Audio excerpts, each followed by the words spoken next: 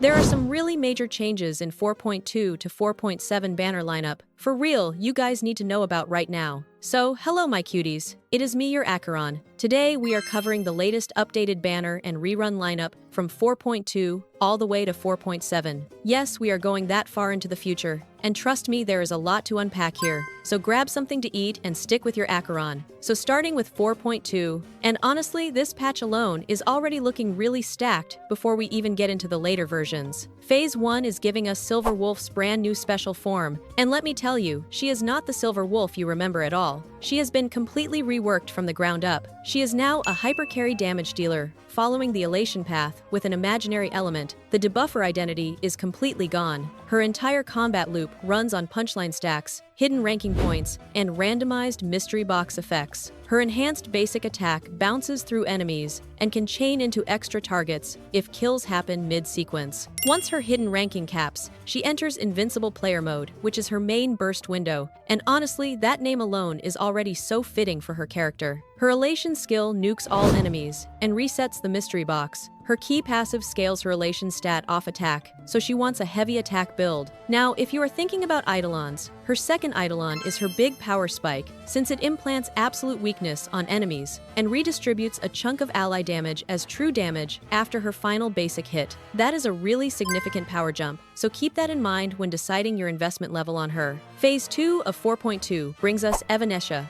a 5-star physical Elation summon damage dealer. Her whole kit revolves around Fox Teacher, her companion who fires off area of effect physical Elation hits when her energy reaches 240. Her talent runs a dual resource loop where gaining energy fills certified banger, and vice versa. They constantly feed each other, which is a really unique mechanic. Her skill hits the target and adjacent enemies, and her ultimate hits all enemies, then bounces 5 more times across random targets. Her traces let her siphon certified banger from teammates, and Fox Teacher applies a vulnerability debuff, stacking up to twice at second Eidolon. Now, the really important thing here is that Evanescia wants Yao Guang as her dedicated support, while Silver Wolf 999 is meant to pair with Sparksy. They anchor separate Elation teams rather than sharing one, so please do not mix their supports up when you are building your teams. For reruns in 4.2, Phase 1 is bringing back Sparksy and a buffed Firefly. And yes, Firefly coming back buffed is exactly what happened with Sparkle in 4.0, so this rerun makes complete sense following Hoyoverse pattern. If you missed Firefly originally, or were waiting for her buff to land before pulling, this is genuinely your best opportunity. Phase 2 reruns are Yao Guang and Cyrene, and this clearly makes sense since Yao Guang is Evanescia's dedicated support, so Hoyoverse is literally building the team for you, right there in the same patch. Now moving into 4.3, and this is where the roadmap goes from great to absolutely massive. First new character is Blade's special form, and right away I have to be upfront with you, because there is conflicting info here. Some data miners say his new form is Ice Element, which would be a complete departure from his original Wind kit, but other sources are saying Quantum. Nothing is confirmed until the beta opens, so take both pieces of info with a grain of salt for now. What we do know is he will be an Elation character, and the community is speculating his HP economy loop might get reworked into an Elation proc style. I genuinely love Blade, so I am really excited for his special form, but we need actual beta skill strings before we can go deeper on his kit. Now, here is where 4.3 becomes truly massive, because the Fate Collaboration Part 2 is happening. From the latest info from Full Stop Sean, we are getting Gilgamesh and Rin Tosaka joining the game, and I need a moment to process that. And yes, I already know what all of you are thinking. Are we getting one of them for free like Archer in the first collab? Look, I genuinely do not know.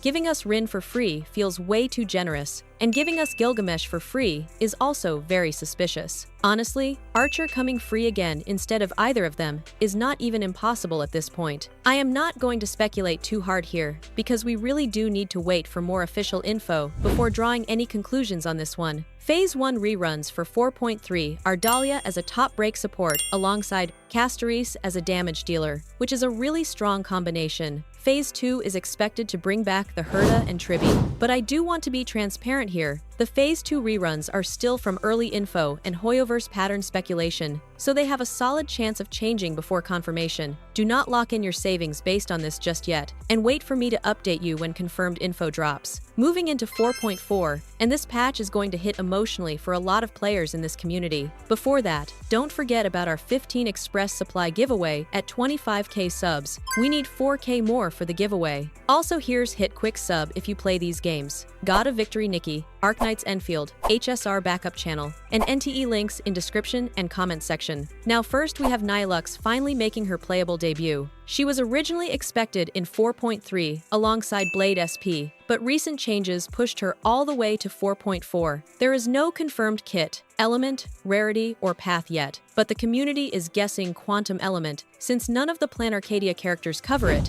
and her name having Nihil in it has people floating the Nihility path. That is all theory crafting for now. What makes her genuinely exciting, beyond the kit discussion, is her lore presence. She is the origin of Aha, officially called the strictest mother of the Aeons, and she was the only character missing from those early official silhouettes. She is seen holding a pen, which has fans speculating she can literally draw Aha into existence. Her design with silver white hair, a beret, and half-rimmed glasses framing purple eyes is already giving major intellectual beauty energy, and I am very invested in her already. Everything about her is screaming must pull for the 4.x era, and I really think she is going to be a heavy hitter. Alongside Nihilux, we are finally getting Himeko SP in 4.4, and this one is genuinely emotional for a lot of us. Early info points to her being one of the main pushes of the 4.x era alongside Avanesha, so her power level is going to be very serious. Unlike some special forms that feel like a total reinvention of a character, Himeko SP feels like the ultimate payoff. Familiar yet powerful,